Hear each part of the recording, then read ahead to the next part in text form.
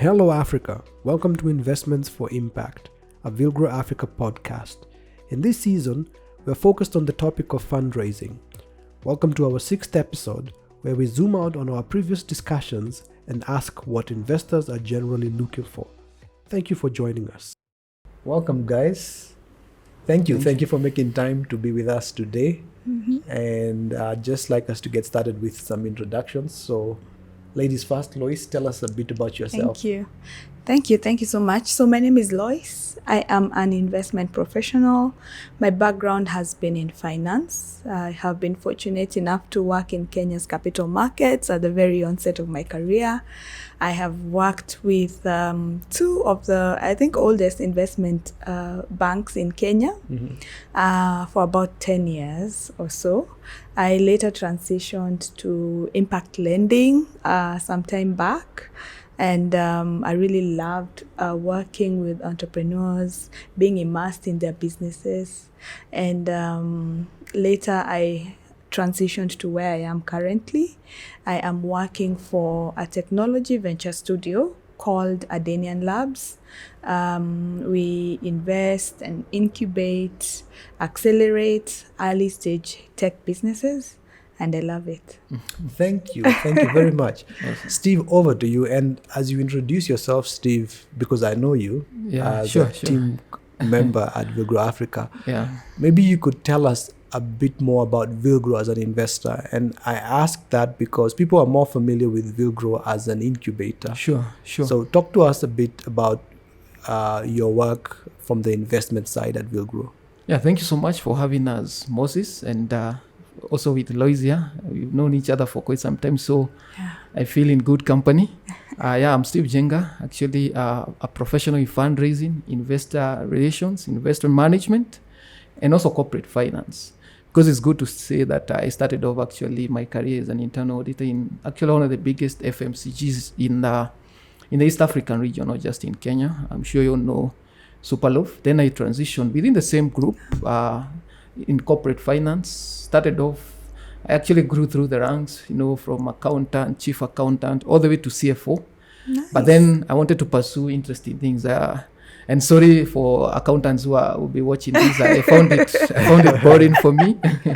So that's how I moved to investment banking. So I joined an investment banking firm called Loise Capital. We were very Pan-African. We were fundraising for businesses across African market.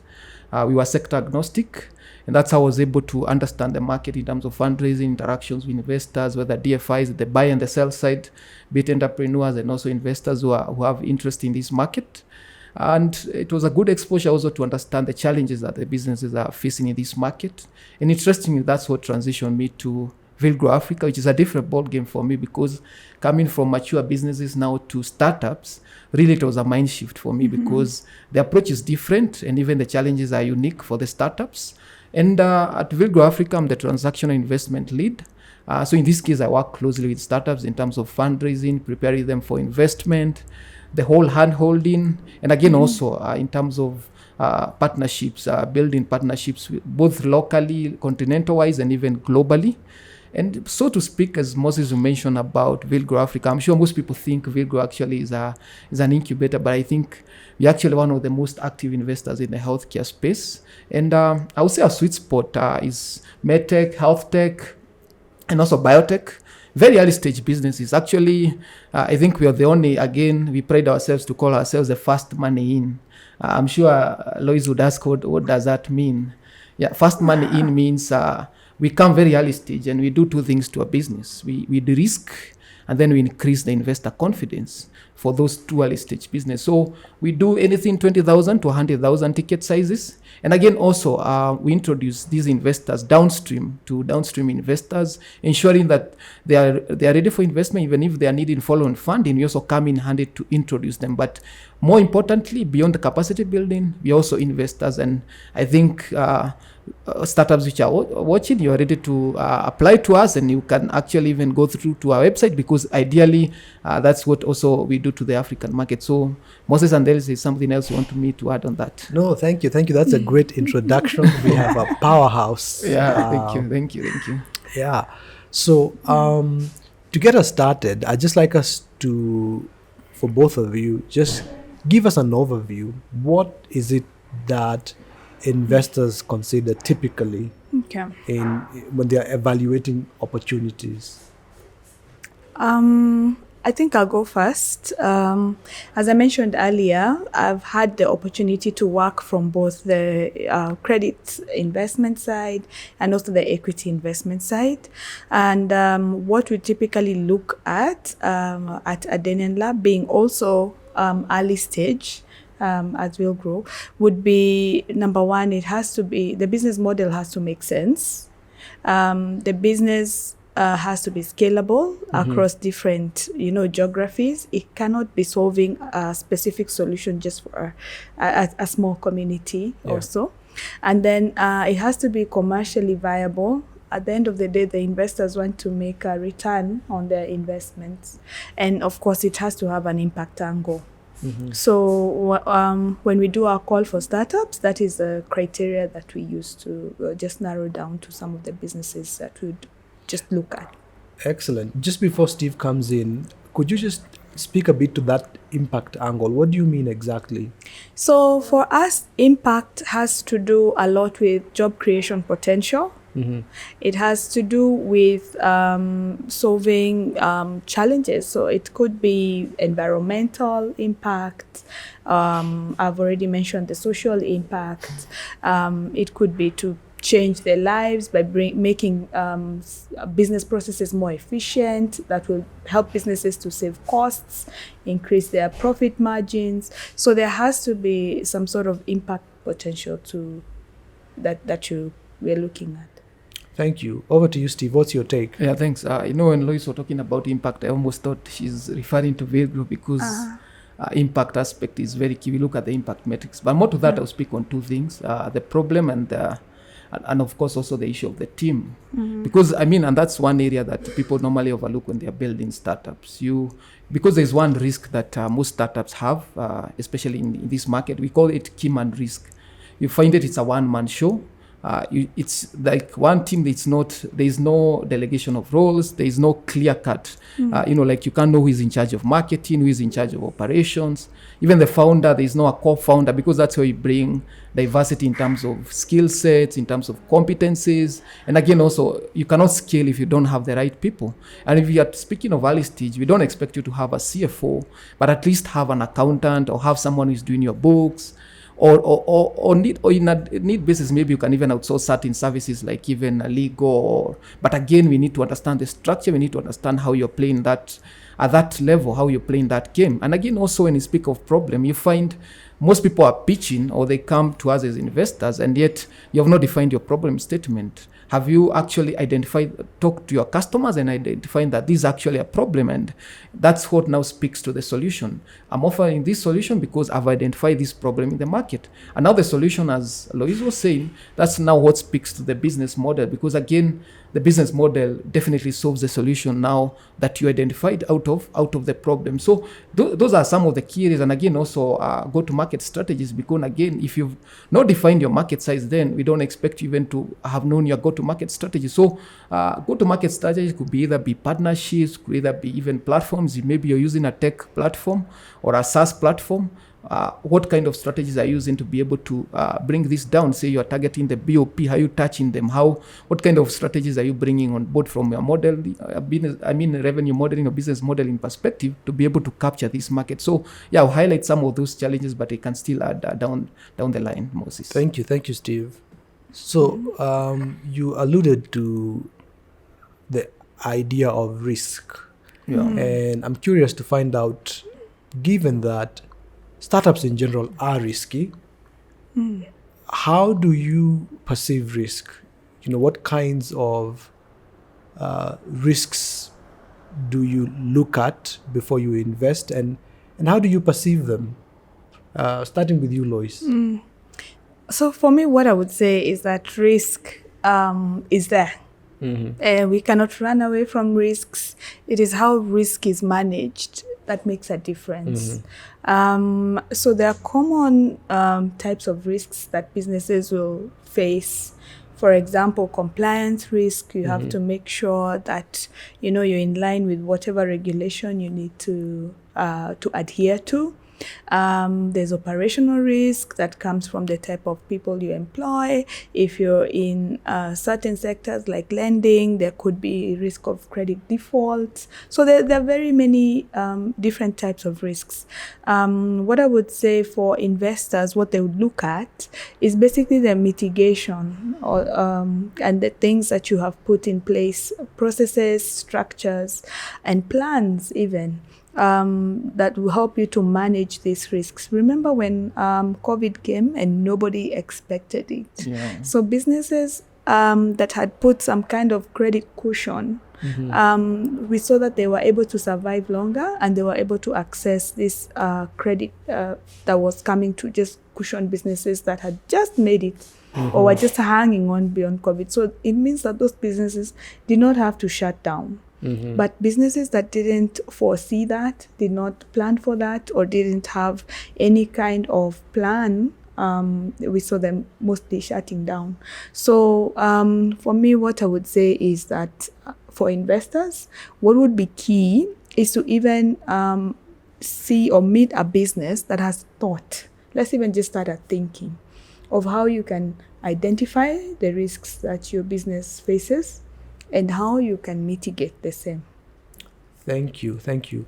I like that. So you're talking about awareness of risk from by the startup. The startup first. And then mitigation. So you need to be aware of the risks that you face and then have a plan on how to mitigate them. Yes. Steve, would you give us your perspective on risk?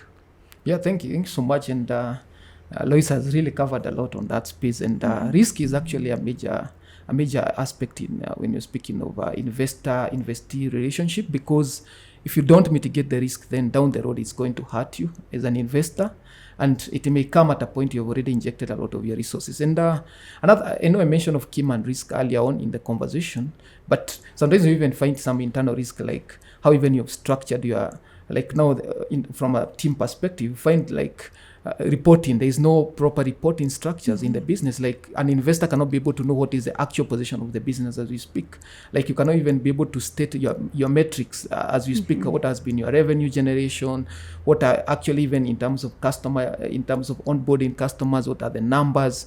So in that case, you cannot even be able to speak to an investor in terms of telling the actual position. And again, also, you cannot even be able to understand the market in terms from a competition, or even from an internal perspective in terms of growth, or even in terms of strategic perspective. So the risk is that the business doesn't have the capacity to grow, because if you have not analyzed your micro and macroeconomic aspect of the business, then it becomes very challenging to be able to bring in the right expertise, or even the investor may not even be able. And also alluding to the earlier question about fundraising and speaking to the investor, you find most investees actually are not aware of, if I get the $1 million, what is it doing for the business? And that's a huge risk, because you're not understanding that what value this money will bring to the business, because it could be in form of expansion, it could be in form of hiring team, it could be in form of infrastructure, or even improving other areas of the business. So really all these areas have to be defined. If there's no clarity, then that's when you find businesses, maybe you have raised money, but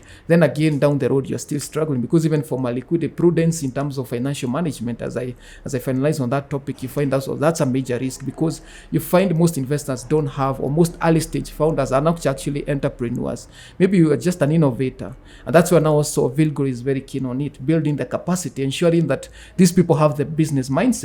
Because you'll find someone, maybe you're mixing your family business with your company business. That's where now you find businesses are not sustainable, because again you have to ensure that the business is well managed, well reported, and then again also there is the right structure, even from a liquidity and even finance perspective. So I'll stop there, Moses. Allow me to just chime in and add something. there are some risks that businesses don't even know that they face. For example, they could have developed this great technology solution, but then they don't know if it works properly. So where do they go to benchmark?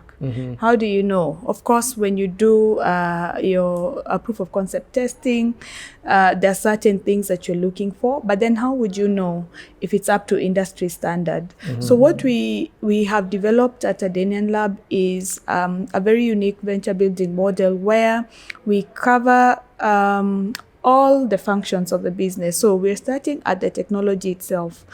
We help you to validate the technology because we have in-house experts. So we have smart technology centers that mostly focus on AI and blockchain, and another one for IoT. So what we do, our tech leads will then sit with you and sort of help you to benchmark and to validate your technology. Then we have structured a business support unit.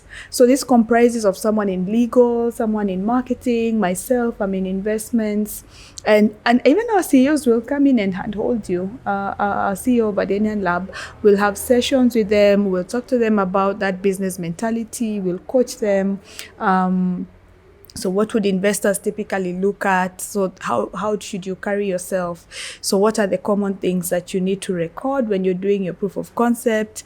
And how do you validate the product market fit? So there's so much that we do. And to the startups that are out there who could be listening and wondering, so where do we get all this information? The information is really out there. If you approach Steve from Villgro and ask, for a session, or if you follow them, or if there are entrepreneur meetups and you come to Adanian Lab for one of them, we will freely share this information because remember, at the end of the day, what we want to do is build the ecosystem, make our startups more investable.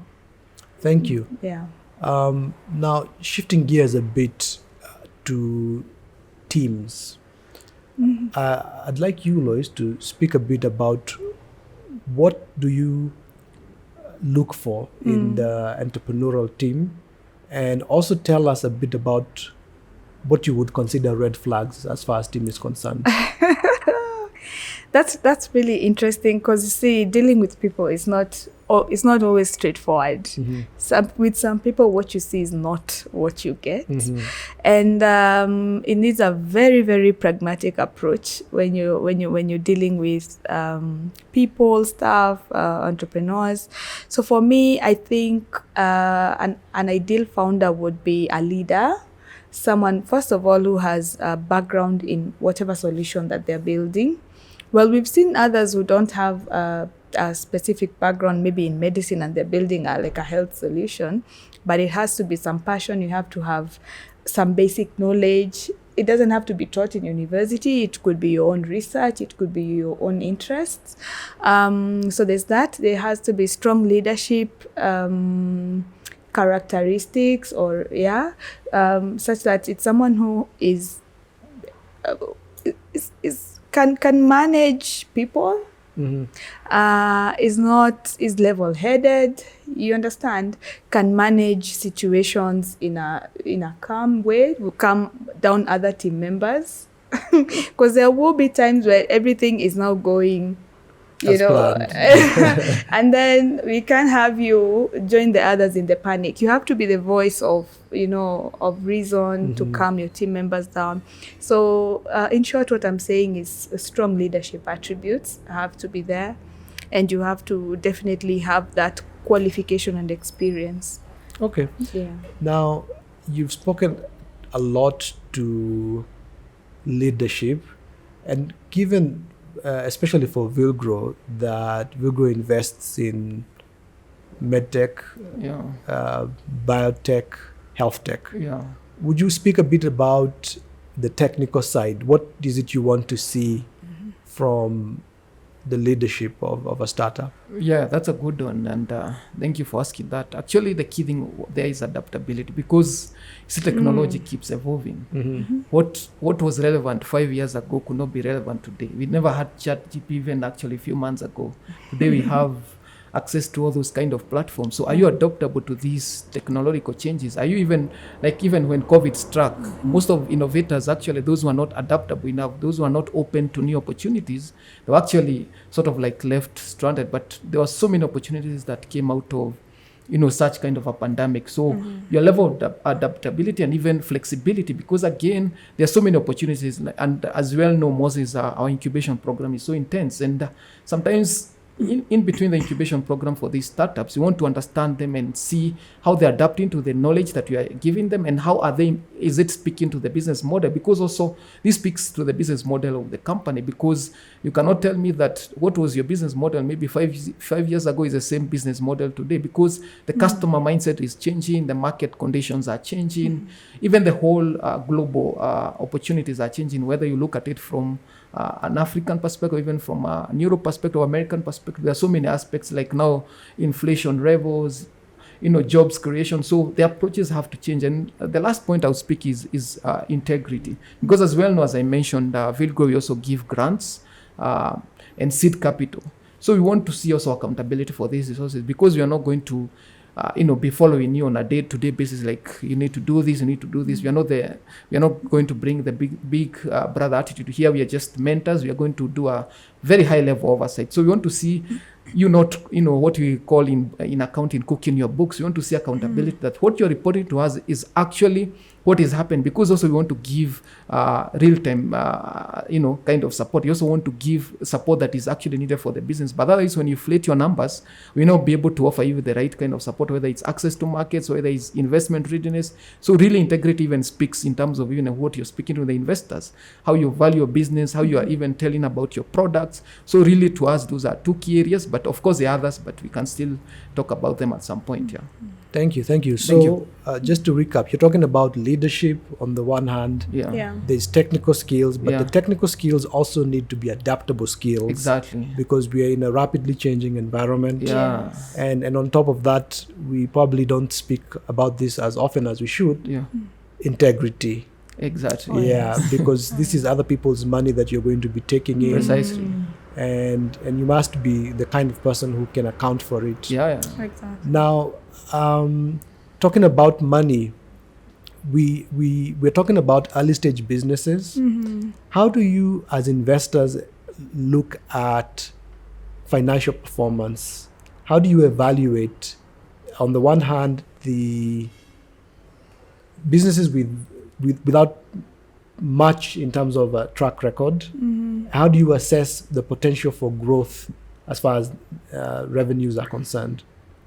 Well, it's always a bit tricky because there are some businesses that could be, completely very early idea stage, and they're coming to us. Others only have a prototype that has been built. But basically, what I would say we look at is, how far has a business gotten? What traction has a business been able to gain with the little that they've managed to get, maybe from just bootstrapping, or if there's their own investments that they put initially. We look at what you've managed to do with the little that you have, and looking at the team that you've been able to put together. Are they people who are going to be with you for the long run? We also look at, your financial projections and what are the numbers you're indicating. Are there any partnerships that you've been able to sign, or are there conversations, that could lead to conversions in terms of your sales pipelines, in terms of sign-ups to your website. So we're looking at the little things, they could be non-monetary, or they haven't converted commercially yet, but they have the potential of converting. So we also look at how you translate that into your financial model, and what matrices are you using. So if it's your valuation, what are your valuations look like at the stage where you are in. So and also we're looking at if the multiples that you're using, maybe to do your valuations, or whatever valuation method that you're using, does it make sense, or is it acceptable? Right now, I think Steve would agree with me that there's a shift in terms of investors and the how they make their decisions. Investments are going to be made fully on fundamentals. It's no longer going to be I hope you're going to make money someday story, or we're investing in you because you're a good guy, you look like you know what you're doing, and we're probably going to make money. So the ball game has completely shifted, and we are down to looking at the basic things. So it's show us, the traction. So we're talking about things that we can see and translate on your balance sheet. Thank you for that. Again, I want to just dive deeper into early stage, Steve. Very quickly. How does this translate for early stage businesses? Okay, that's a good one, and it's quite good that actually Loise has brought out the issue of traction. And for early stage businesses, you find actually the main thing beyond now, even as the aspect that Loise has brought out about the metrics, the performance, and even the kind of customers you've brought on board. Also, even from a bootstrapping perspective, you've generated revenue either from angels or even from your own injections. Have you been able to interpret this to the business growth?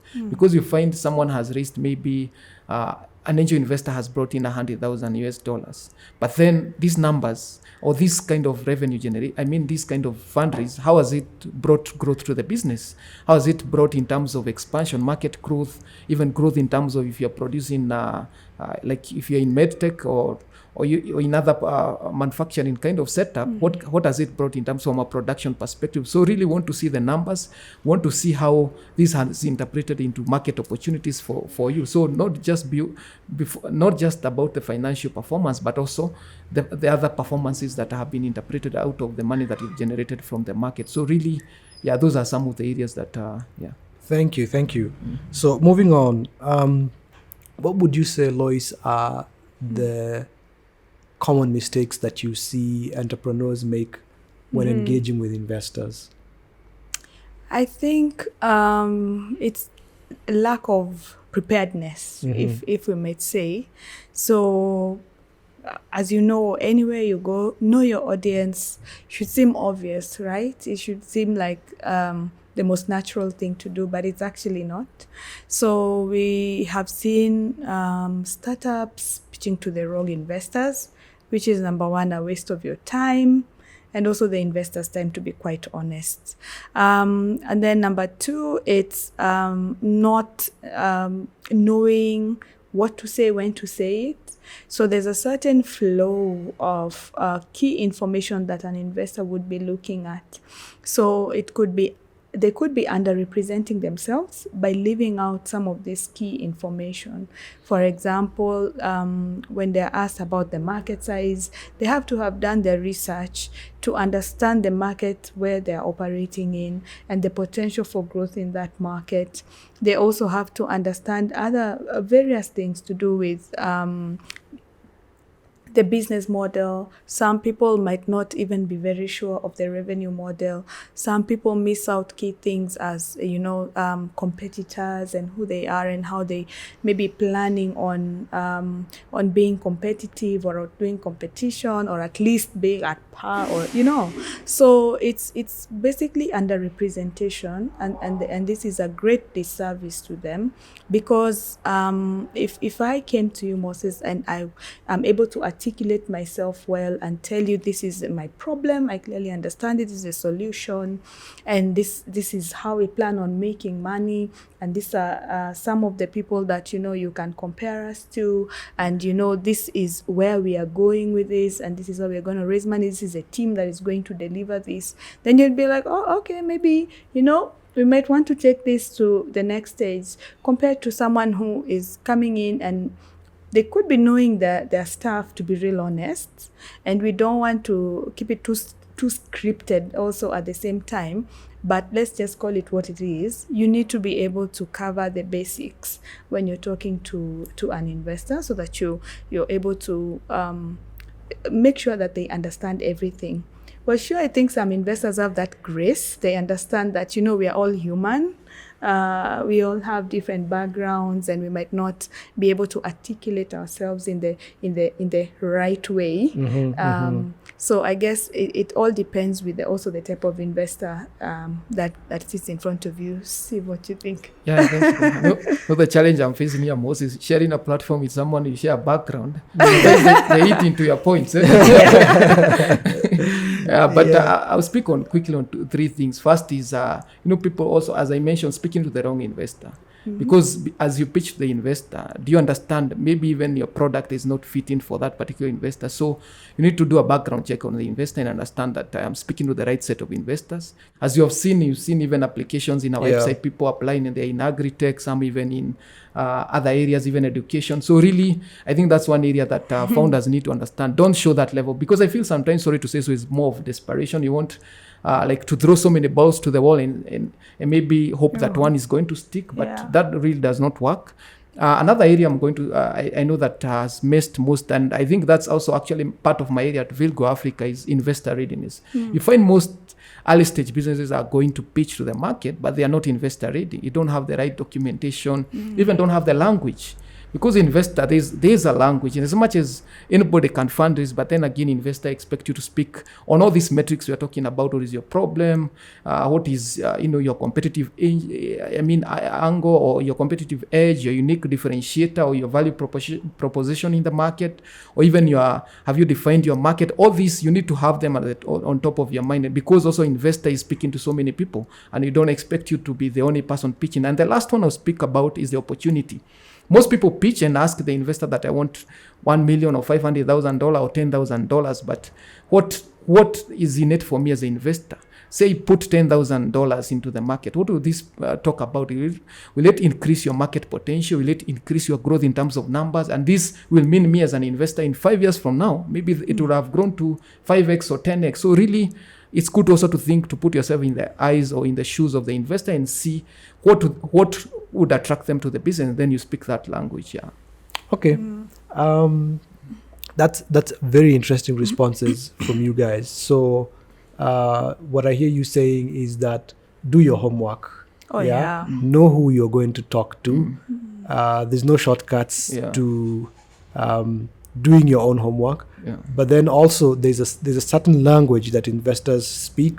You need to understand the language, and you need to basically perform at par, because there's competition out there. Exactly. And there are standard ways of dealing with investors in terms of your pitch and how you present yourself and so on and so forth. Now, but that being said, please don't change your accent and be fair. I've been on calls where people are like, you're really struggling to wang.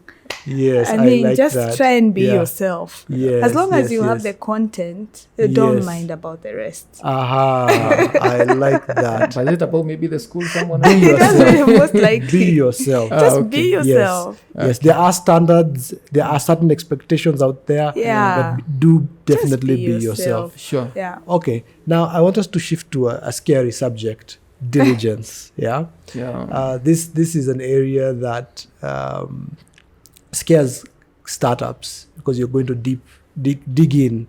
Now, two aspects I'd like you guys to speak to. First of all, starting with you, Loise, your perspective on diligence, how you approach it as an investor, and how a startup should prepare. Then Steve, taking over from that, speaking more to the valuation side of things. Okay.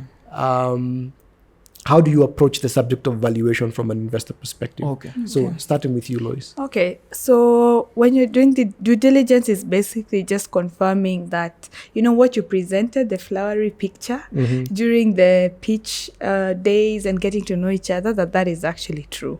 So you need to make sure that all your ducks are in a row. So we're talking about all the way from the team members that you have to deliver the dream. You're talking about the customer numbers that you indicated that you have. Do you have some kind of CRM to back this up? Do you have some kind of records that would show that these customers actually exist? So what do you have? So due diligence comes in different, ways, shapes, and forms.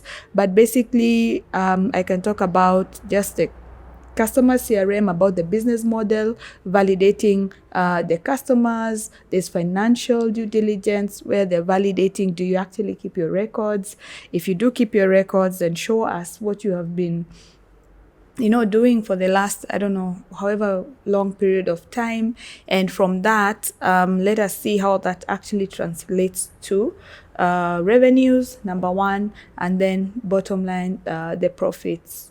If there are any profits, rarely would you find an early stage with profits. So there's also another element of due diligence, which is the legal and compliance. Licensing is a major area to look at, and investors would probably look at that when they're doing due diligence. So do you have the right licenses to operate, and how would that affect, or what would the cost be of you not having one, of you acquiring the licenses that you need, the basic licenses.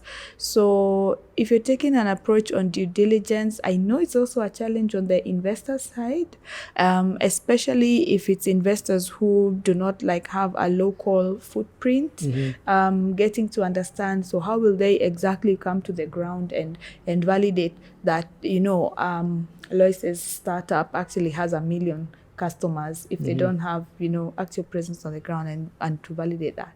So I think it's twofold. The challenge is both on the startup side, and the challenge is also on the investor side. But for me, what I would advise is to make sure that the process is fast, it's easy, it is not as painful as it usually is.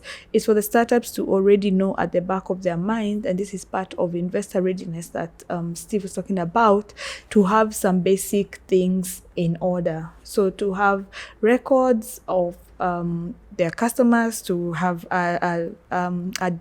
is it called a repository for their technology in place, so that it's and also for the technology, like a repository that you can share if someone wants to validate your technology, and to have all these things. If you're getting into an agreement with a potential partner, please sign it and file it in your data room. Make sure you have all the legal docs. Make sure you have the M-Pesa statements. Don't just dish out cash for petty cash without signing somewhere, because one day you're gonna have to account for that. So it's just being ready. Okay, it's organizing your documentation to confirm your presentation. Yes. Yeah, to confirm your claims on your company, basically. Yes. Yeah. So Steve, moving on to the subject of valuation. Yeah.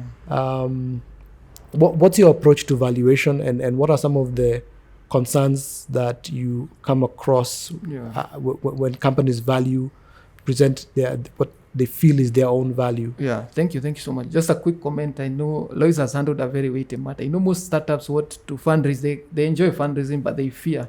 Yeah. Actually, they actually dread due diligence. So we call it DD. So it's actually a very weighty matter. It's good you raised it. So going to valuation of a business, these also are very tricky. There are so many moving parts, and the goalposts keep changing depending on the size of the business, the industry, and even the location, the market itself. But straightforward to some of these early stage businesses that we've dealt with, especially at a Villgro level, mostly we normally advise them, especially because you find someone who is bringing a valuation of $3 million US, and yet you have only existed for 2 years.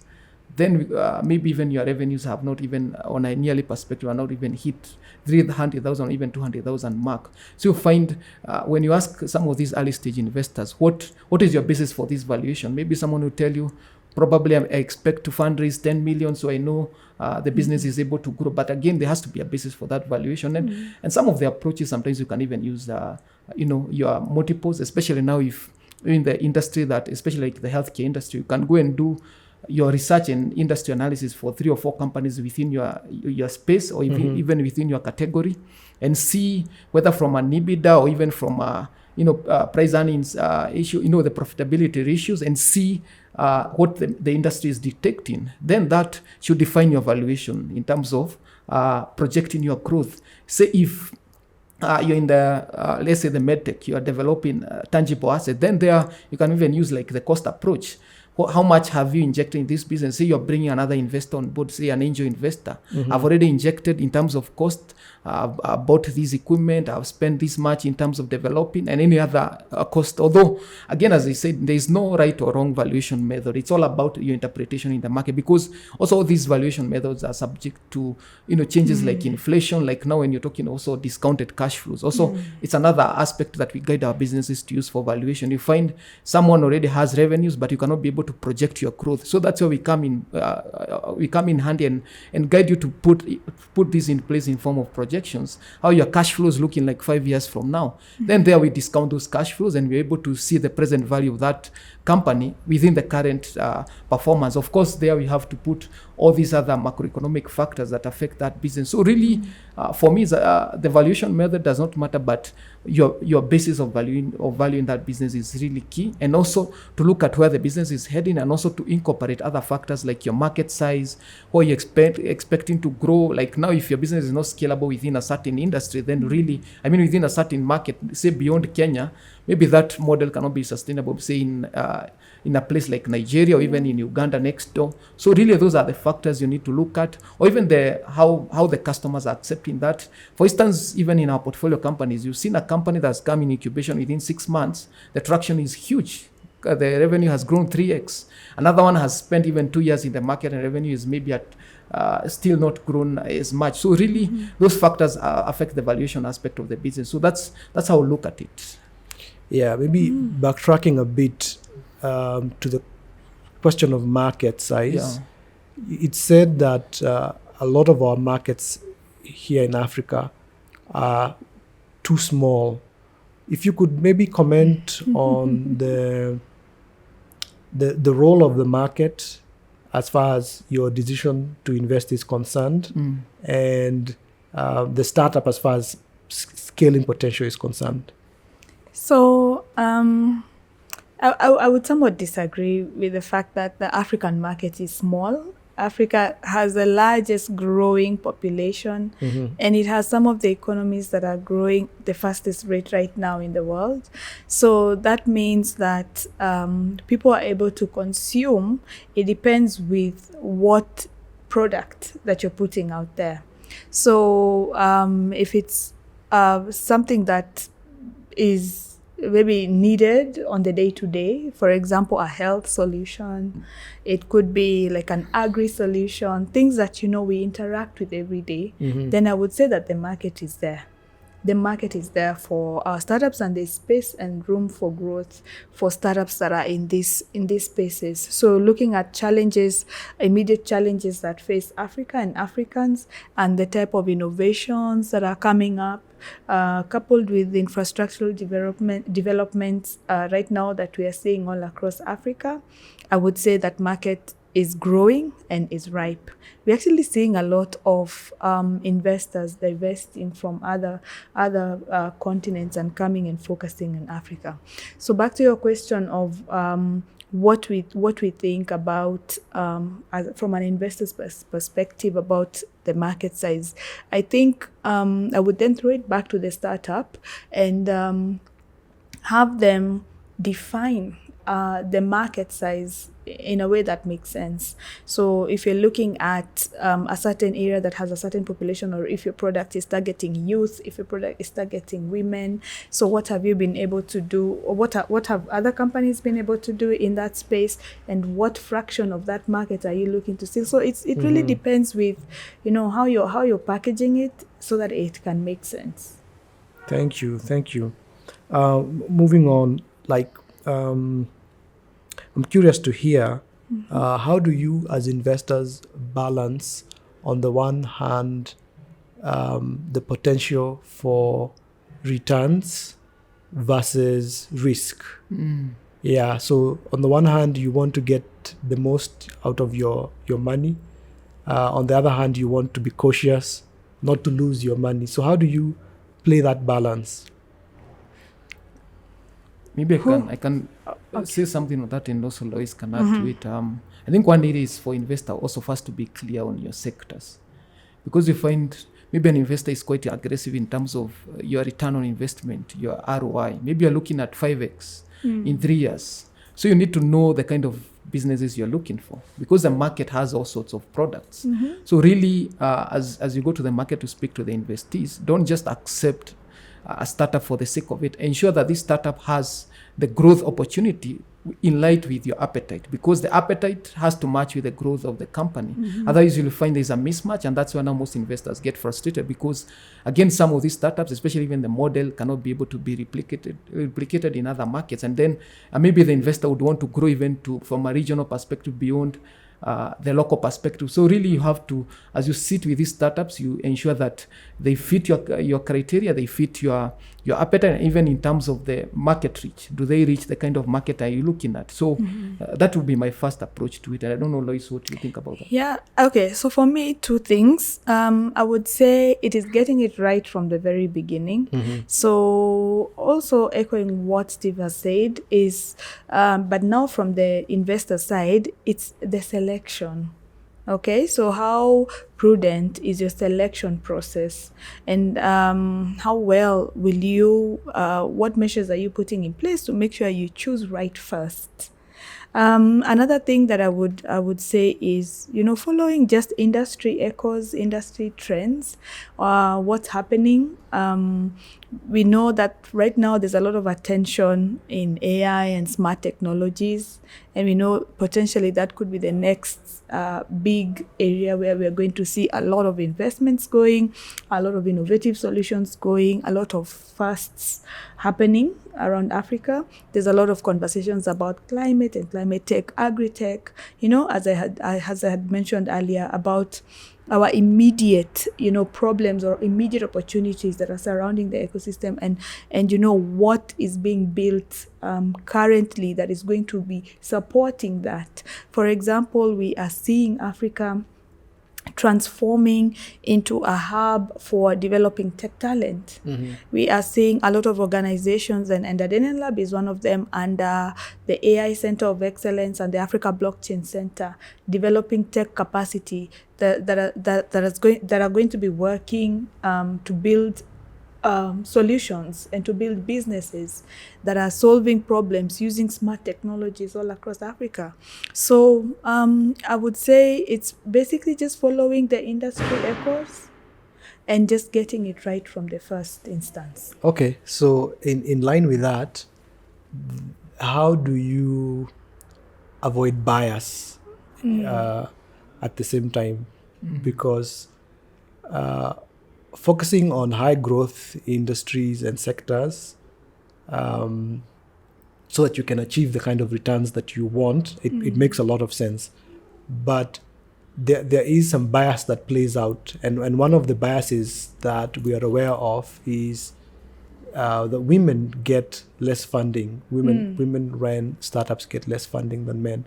So could you comment from your experience on the risk, the perception versus reality? Have you invested in women-run startups, and is there a basis for that bias? So those are two questions. So about the bias, I would say that I think the market is big enough, and if there's a certain need in the market, and if there are solutions that are being developed in the market, they don't necessarily have to be smart technology driven. It can even be brick and mortar solutions, and there are investors that are spread out who are doing different things, and it's all beautiful and wonderful as long as the ROI will be met. So I think I would say that you would eliminate the bias by just the fact that there are very many different investors for different sectors. That's number one, given. Talking about women and opportunities that are being accorded to women, yes, it's true, and actually it's very interesting because on this Saturday we are going to be having a workshop or a seminar where some of the women in my organization, an organization called TWA, are going to be discussing the motherhood penalties. As a woman, we are faced with very many inherent challenges, but that shouldn't mean that we expect to be treated, with certain favors. It's just how we are able to manage these things. And so with the awareness of all these things happening around a woman and happening around her trying to establish a business and accessing equal opportunities, I would also say that the onus would be upon the investors as well to take it upon them to, first of all, come up with maybe equal opportunity calls, for solutions or for women-driven, I don't know what to call it. Do I call it solutions or products or whatever it is that they're building? Women as a market? No, I'm talking about open calls for just saying that, women are encouraged to apply. Sometimes that does a lot psychologically. When the women see that, oh, okay, cool. So this is something also that is encouraging women to apply and to participate in. So, but also for the women, I would say that it's also, again, about positioning and positioning themselves. So to be aware, number one, of the opportunities that are surrounding them in terms of where they can access funding, where they can access that key information that they need in order to develop products, what groups they can plug in in order to, get that, what do I call it? Do I call it that network? Visibility. And the visibility that they would need in order to scale and grow. So there's a lot that can be done, both from the women's side and also from the side of the investors, in order to encourage more female-led and women-owned businesses to thrive. I think I would also want to say that as Adanian Lab ourselves, we are actually doing something towards this. We have a program called You've Got Business, where we called for all businesses that are very maybe early stage, that are not able to access funding or what do you call it? It's not credit really. It's funding really from financial institutions, and they've not been able to get off their feet because they do not fit the bill when it comes to certain requirements that they need to meet in order to access funding. So we came up with a product together with our partners, National Bank of Kenya, where we put women in a mentorship class, and we've made a platform where they can talk about their businesses. We can see them, we can celebrate them, we can, link them up with mentors. We can basically just create an opportunity for these women. So I think from our side as Adanian Lab, those are some of the things, that we're doing. We are also very, very keen on digitization programs, because if you look at SMEs that are out there, most of them are owned by women. And most of them are the ones who are not able to access that finance from financial institutions. So what can we do to these businesses to, first of all, help them to be more sustainable? And then what can we do to prop them to access funding? So we are making strides toward this, and we also welcome partners who are willing to work with us in order to make this a reality. Thank you. So what I hear you saying is that there's a role for investors to play in terms of tackling bias, but then there's also a role for the women themselves to play in positioning themselves right and learning and taking advantage of the opportunities that have been offered. Yes. Great. Steve, would you like to offer a perspective, perhaps from the Villgro Africa side, on what we're doing to tackle bias?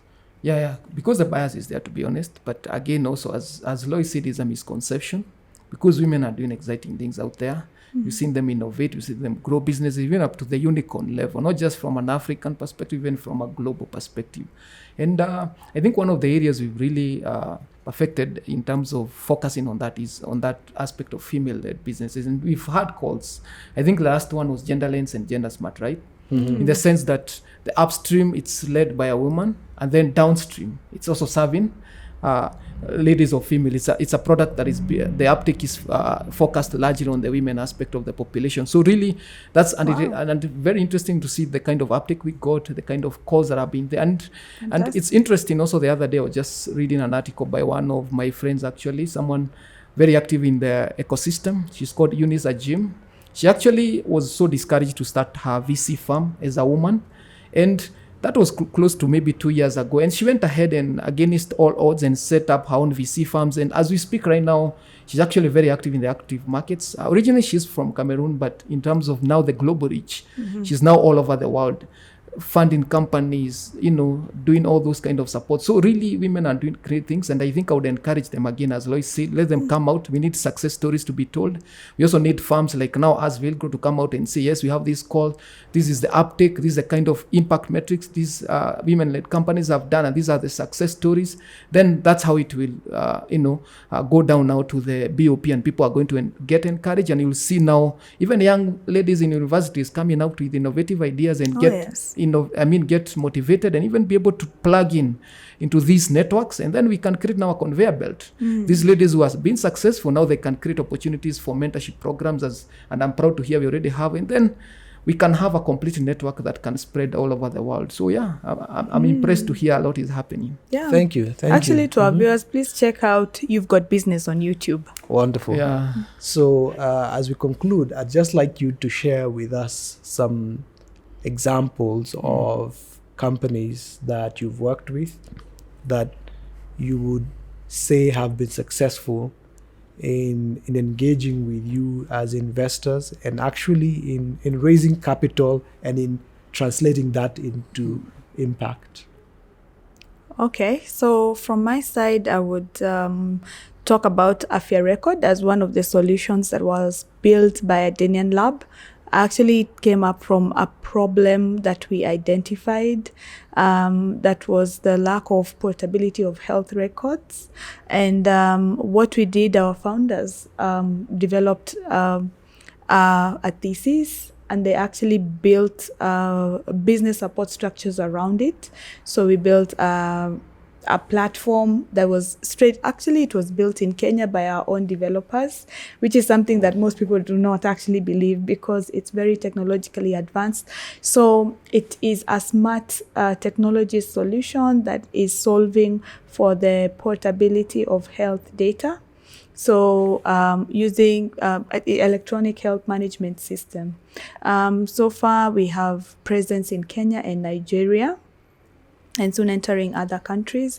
And we have presence, of course, in Kenya, in different counties in Kenya, and also in Nigeria. And at the moment, we have more than 50,000 hospitals that are using this. And we are looking at partnering with more of the national hospitals, because mostly what we're working with is this other, are they called level 1 or 2 hospitals? Yeah, level 2. 1, 2, 3. Yeah. Yes. Those are the ones we're looking at impacting at the moment, and they've been able to raise seed funding of 2 million, and right now they're actually raising their Series A. So I think it's definitely one of the startups to watch out for. Wonderful. I like that. $2 million raised so far. Yes. Excellent. Steve, examples on the Villgro side. Thank you. And I know the founder, as much as I know spoken to him a million, I'm sure we have a good rapport. You wouldn't mind, because they went through our incubation program. It's called Ilara Health. I'm sure you know it very well, Moses. Way back, I think 3 years ago, it was part of our incubation is Villgro Africa. So what attracts me actually, and why I feel this is a success story for Ilara, is first they touch the BOP. For me, if you touch the base of the pyramid, really you're able to sort so many challenges affecting our globe, not just a continent, but even global issues. Because I know they are working currently on the same story. They are working with level 1, level 2A, 2B, I think up to the level, not maybe up to level 2. So what they do to the clinics, they target clinics in mostly actually what we call in the semi-permanent structures of Nairobi, or even in informal settlements of Nairobi. We are talking of Mathare areas, we are talking of Mukuru, we are talking of the outskirts of Nairobi, where you feel people maybe are operating on less than $2 per day. Some cannot even afford insurance, some cannot even afford to pay cash, because I know some of those clinics have visited them. They are paying actually in installments. But yet, what Ilara has done to these clinics, first it rebrands them, what they call Powered by Ilara. Then, through that model, they're able now to create some traction to these clinics. Then they're able to give them financing support in form of buying diagnostic equipments. And diagnostic to me is why it speaks to my heart, is because this is a first point of contact when you go to the hospital. Maybe you need blood checkup, you need to get all your component checks. So these really are devices that are speaking to the masses, and they give them options actually in terms of flexibility in form of repayment. So these clinics don't have the struggle of like I have to pay this immediately. So they get a grace period. Then in few months down the road, then they start repaying it. And beyond that, they also give them EMR platforms, because most clinics, what they're struggling with is reporting. They are not able to report real time. They're not able even to be able to report even to stakeholders, whether investors, even customers. You get delays in terms of getting feedback. So really the platform they're able to offer to these clinics is very real time. And this has created a lot of traction, especially as far as footfall is concerned. You find these are clinics that had maybe 2 to 10 customers per day. Now we are speaking of 20 to 30 per day. So really, these are companies, and to be honest, this is one of the areas that you see in success stories for Villgro, because you can see fast money in 50 or actually $50,000 is seed capital, and this company has gone on to raise over $3 million, and currently they're in the market. So these are success stories, and what I would encourage even early stage startups: start small, build up on the model, and focus on touching especially people at the base of the pyramid, because that's where the mass market is. And you said the market is small. I also concur with Loise. The market is huge. It's your approach and your value proposition, because if you're speaking of Kenya, you're speaking to close to 60 million people. Next door, Ethiopia is over 100 million. If you're speaking at East Africa level, you're talking of over 200 million people. If you expand to other markets like Nigeria, is 2x of that kind of population. So really, is your approach, your level of innovativeness, and how now you build your rapport with the investors. Because again, you have to speak your success story to the investor, then you welcome them to your dream. So that's how I look at it. Thank you very much, Steve, and thank you, Loise. Yeah. On that note, we are going to conclude our podcast for today. Thank you. And I wish you all the best as you continue to find great African companies and support them. Thank you. Asante sana. Thank you. And thank you for pleasure. hosting us. Yes. You're most welcome. Pleasure to be here. Yeah. We've enjoyed the interaction. I hope to have many more in the future. Yep. Even to the people at the background, thank you so much for the support. Yes. Yeah. Yes. Thank you, guys. Asante. Yeah. Thank you. All right.